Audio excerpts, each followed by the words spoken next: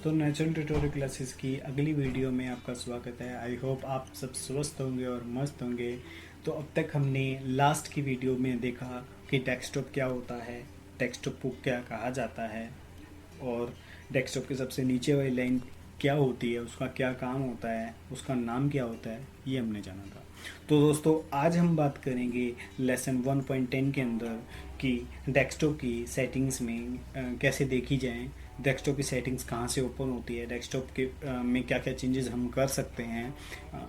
और तो उसके लिए दोस्तों सबसे पहले हम ये देखते हैं कि डेस्कटॉप की सेटिंग में जाया कैसे जाता है। दोस्तों, अगर मैं आपको एक पिक्चर के ज़रिए दिखाऊं तो आपका जो लैपटॉप है, अगर आप लैपटॉप यूज़ कर रहे हैं तो लैपटॉप में जो आपका माउस होता है उसमें हमारा एक लेफ़्ट बटन होता है और एक राइट बटन होता है और ये हमारा टच पैड होता है।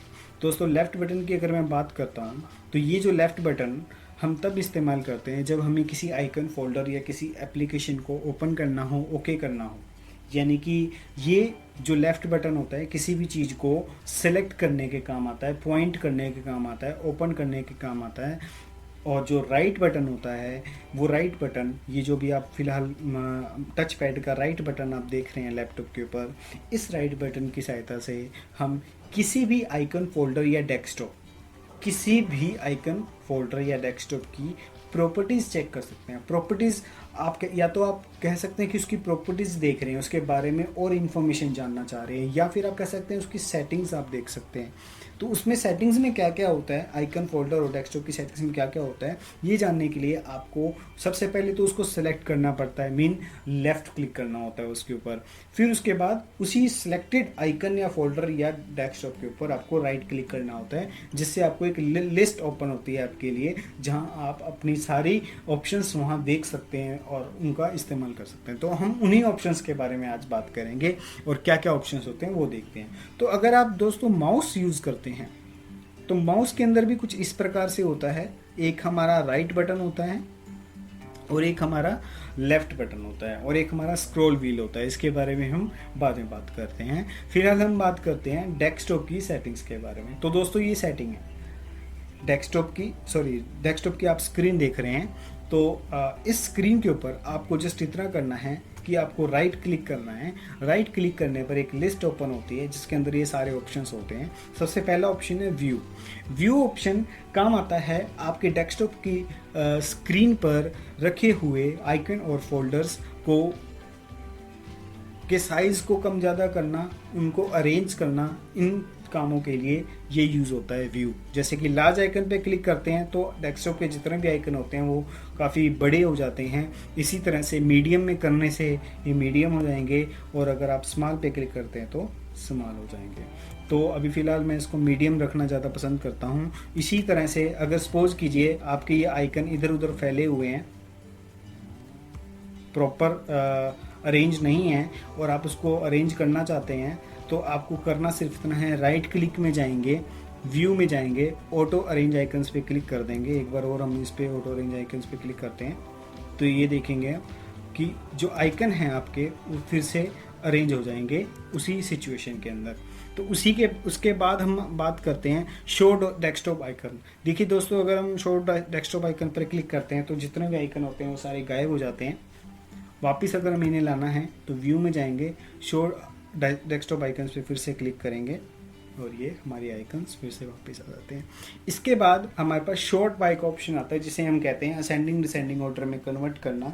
तो हम उसको शॉर्ट कर सकते हैं कि हम या तो हम उसको असेंडिंग डिसेंडिंग ऑर्डर में कन्वर्ट करें साइज़ के अकॉर्डिंग, या आइटम के टाइप के अकॉर्डिंग, या नेम के अकॉर्डिंग, या डेट मॉडिफाई, यानी कि वो किस डेट को बना। अभी अगर मैं नेम पे क्लिक करूँ, देखिए दोस्तों यहाँ पे गौरव रहीजा नाम का एक आपको आइकन दिख रहा होगा, ये सबसे ऊपर है। उसके बाद रिसाइकल बिन है, उसके बाद अडोब रीडर फायरफॉक्स है। तो मैं एक काम करता हूँ कि राइट क्लिक करता हूँ डेस्कटॉप पे और शॉर्ट पे जाकर नेम पर क्लिक कर देता हूँ। तो देखिए ये अकॉर्डिंग टू नेम सारे के सारे आइकन अरेंज हो चुके हैं। इसी तरह से अगर मैं चाहता हूँ कि ये साइज़ के अकॉर्डिंग, जिस आइकन का जितना साइज़ है, साइज़ के बारे में हमने बात की थी कि इनको हम KB MB गीगाबाइट और इनके अकॉर्डिंग हम इनको जो है मेज़र करते हैं। तो साइज़ के अकॉर्डिंग अगर देखें तो देखिए जो दिस पीसी का है आइकन वो सबसे लास्ट में चला गया है, और बाकी के जो छोटे छोटे आइकन हैं जो कम कम साइज़ के हैं, देखिए अगर हम बात करें ये हमारा 2.07 MB का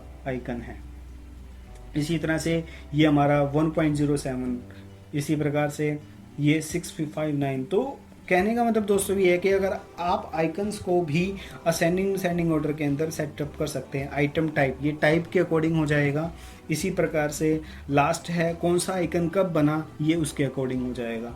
तो ये था दोस्तों शॉर्ट का ऑप्शन जिसके अंदर हम आइकन को अरेंज कर सकते हैं असेंडिंग ऑर्डर या नेम के अकॉर्डिंग या साइज़ के अकॉर्डिंग, आइटम के अकॉर्डिंग और डेट मॉडिफाइड के अकॉर्डिंग। देखिए उसके बाद आता है दोस्तों रिफ्रेश। दोस्तों हमें ना हर 20 से 30 मिनट के अंतराल के अंदर हमें अपने कंप्यूटर को रिफ्रेश करते रहना चाहिए, क्योंकि देखिए दोस्तों कंप्यूटर भी लगा, वैसे तो कंप्यूटर थकता नहीं है काम करते करते, बट कई बार क्या होता है कि कंप्यूटर भी अगर हम थोड़ा सा फन वे में ले तो इसको भी थोड़ी थकान होती होगी कहीं ना कहीं। आपने नोटिस किया होगा कि आपका जो सिस्टम है थोड़ा स्लो काम करने लग गया है, या काफ़ी देर से चला रहे हैं तो वो प्रॉपर काम नहीं कर रहा है, तो हम उसको क्या करते हैं, राइट क्लिक करते हैं और रिफ्रेश कर देते हैं, तो उससे थोड़ा सा रिफ्रेशमेंट आ जाती है उसके लिए। क्योंकि देखिए हम भी जैसे काम करते हैं तो थोड़ा सा अंगड़ाई वगैरह ले लेते हैं दोस्तों, तो इसी प्रकार से हमें कंप्यूटर को भी रिफ्रेश करते रहना चाहिए। नेक्स्ट आता है दोस्तों पेस्ट का ऑप्शन, पेस्ट शॉर्टकट का ऑप्शन, अंडू रीनेम। तो दोस्तों रीनेम का ऑप्शन, जैसे कि मैंने आपको कहा था कि हम जो किसी भी आइकन फोल्डर या डेस्कटॉप की सेटिंग में जा सकते हैं। तो अभी देखिए मैंने ये व्हाट्सएप इमेज है, तो मैंने इसके ऊपर लेफ्ट क्लिक किया, फिर राइट क्लिक किया और यहाँ पे मैंने रीनेम का, देखिए काफ़ी सारे ऑप्शन खुल गए हैं। तो ये अकॉर्डिंग टू आइटम भी होता है कि उसके कितनी सेटिंग्स होंगी, कितने ऑप्शंस होंगे उसके अंदर। तो आगे अभी हम सिर्फ डेस्कटॉप को देख रहे थे तो उसमें 4-5 ही कमांड्स थे, यहाँ पे देखिए कितने सारी कमांड्स हैं। तो यहाँ पे हम देखिए लास्ट में रीनेम पे क्लिक करते हैं तो हम किसी भी आइकन का नाम भी चेंज कर सकते हैं। फॉर एग्जांपल यहाँ पे मैंने लिख दिया CPU और एंटर कर दिया, तो अभी इस आइकन का नेम चेंज हो गया, इस फाइल का नेम चेंज हो चुका है। तो जी दोस्तों अभी राइट क्लिक करते हैं तो रिफ्रेश कर सकते हैं, यहाँ तक हमने देख लिया था। अंडू रीनेम पे क्लिक करेंगे, देखिए दोस्तों वहाँ पे उसका नेम फिर से वैसा हो गया है जो हमने पहले था। एक बार और क्लिक करेंगे तो जो भी हमने जिन का नाम चेंज किया था वो वापस वैसा होता जा रहा है। तो रीडू करेंगे तो देखते हैं क्या होता है दोस्तों। एक बार हम रीडू करते हैं। अंडू और रीडू में क्या फ़र्क है दोस्तों? अंडू का मतलब होता है जो मिस्टेक हम कर चुके होते हैं।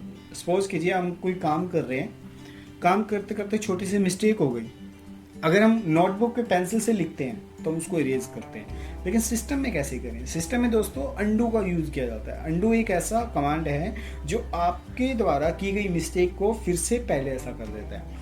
अब आता है रीडू। रीडू क्या होता है दोस्तों? रीडू होता है जो चीज़ आपने अंडू की है, सपोज कीजिए मैंने GOURAV गौरव लिखा, अब वहाँ पे V के बाद मैंने E लगा दिया, अब मैं उसको अंडू कर दूंगा तो वो गौरव वीर रहेगा, समझ रहे हैं दोस्तों। लेकिन बाद में मुझे रियलाइज हुआ कि नहीं, GOURAV E ही सही था, तो मैं उसको रीडू कर दूंगा तो फिर से वो E वापस आ जाएगा।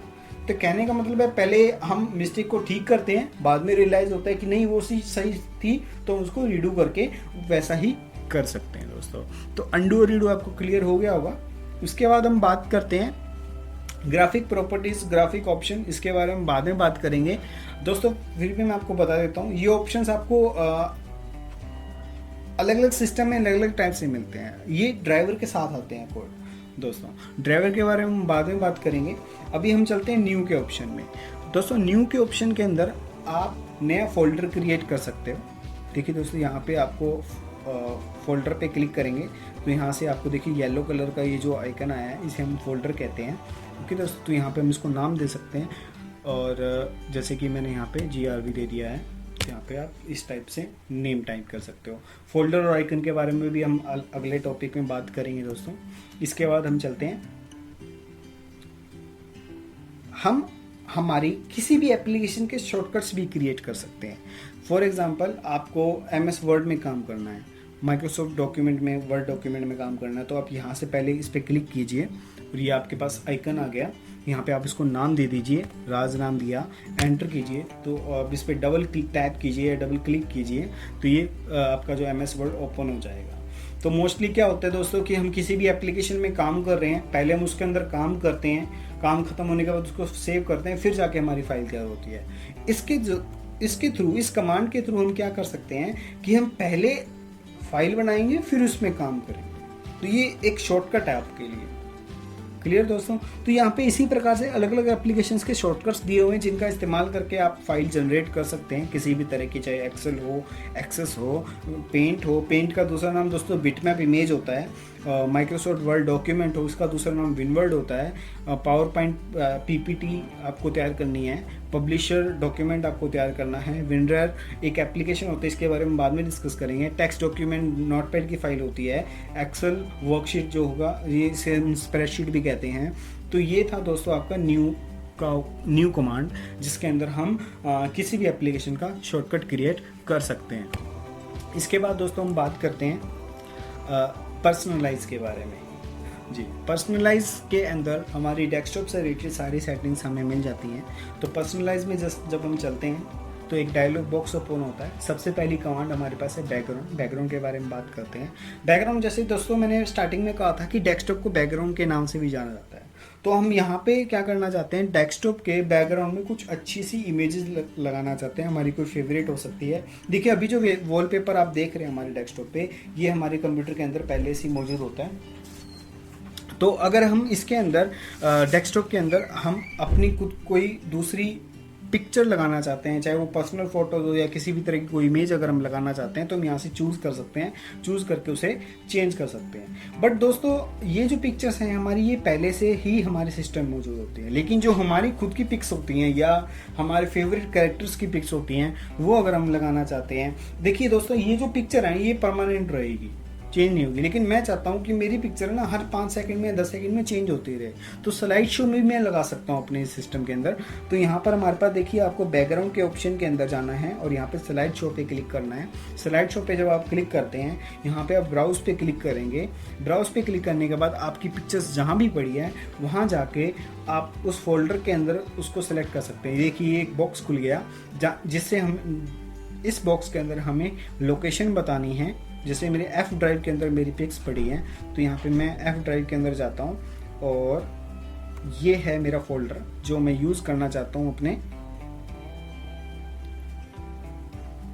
बैकग्राउंड के लिए। तो चूज़ फोल्डर पे क्लिक किया और यहाँ पर ये मेरी पिक्स बैकग्राउंड में लग चुकी हैं, जो कि मैंने बाद में लगाए थे। और अब अगर हम इसका टाइम सेट करना चाहते हैं कि कितने टाइम के बाद ये पिक्चर चेंज हो, तो मैं चाहता हूँ कि हर 1 मिनट के बाद मेरी पिक्चर बदलती रहे। शफल, जैसे कि शफल आपने सुना होगा कि म्यूज़िक प्ले करते समय भी एक शफल का बटन होता है जिसमें रैंडमली सॉन्ग्स चलते हैं। उसी प्रकार से यहाँ पे अगर मैं इसको ऑन कर देता हूँ, रैंडमली पिक्स शो करेगा, सीरीज वाइज में शो नहीं करेगा। इसके बाद अगर हम देखें चूज़ ए फिट, आप अपनी पिक्चर को किस प्रकार से सेट करना चाहते हैं, एकदम फिट करना चाहते हैं, फिल करना चाहते हैं या फिट रखना चाहते हैं। अगर आप फिट करते हैं तो पिक्चर का जितना साइज होगा वो उतना ही लगेगा। अगर आप फिल करते हैं तो वो पिक्चर को स्ट्रेच कर देगा, खींच के लगा देगा, तो वो पूरे डेस्कटॉप पे फिल होगा। लेकिन मुझे फिल करने से क्या होता है कि मेरी पिक्चर के पिक्सल्स वगैरह ख़राब होते हैं, क्योंकि मेरे पास छोटी छोटी पिक्चर्स हैं, तो इसलिए मैं इसको फिट में रखता हूँ। और चाहूँ तो मैं इसको टाइलों में रख सकता हूँ कि जहाँ तक पिक्चर ख़त्म हो रही है वहाँ तक मैं उसको रखूँ और बाकी कोई ब्लैंक एरिया शो ना हो मुझे, इसलिए मैं उसको टाइल में शो कर देता हूँ। तो ये था दोस्तों बैकग्राउंड में आपको पिक्चर किस प्रकार से लगाई जाए। तो दोस्तों अब तक आपने देखा कि डेस्कटॉप पे हम किस प्रकार से डेस्कटॉप की सेटिंग कर सकते हैं, कौन कौन सी कमांड होती हैं जो डेस्कटॉप के ऊपर राइट क्लिक करने से हमारे सामने आती हैं। और फिर हमने देखा कि डेस्कटॉप के बैकग्राउंड में हम अपनी पिक्चर्स कैसे लगा सकते हैं और कैसे स्लाइड शो सेट कर सकते हैं। तो दोस्तों आज के लिए बस इतना ही, फिर मिलते हैं नेक्स्ट लेसन के अंदर नई जानकारी के साथ। तब तक के लिए स्टे होम, स्टे सेफ। अगर आपको किसी भी तरह की कोई प्रॉब्लम होती है तो आप हमें कमेंट करके बताइए कोई डाउट है तो आप हमें कमेंट करके बताइए। चैनल को सब्सक्राइब करना ना भूलिएगा। Natural tutorial classes bell icon पर क्लिक करना ना भूलिएगा। तब तक के लिए थैंक यू।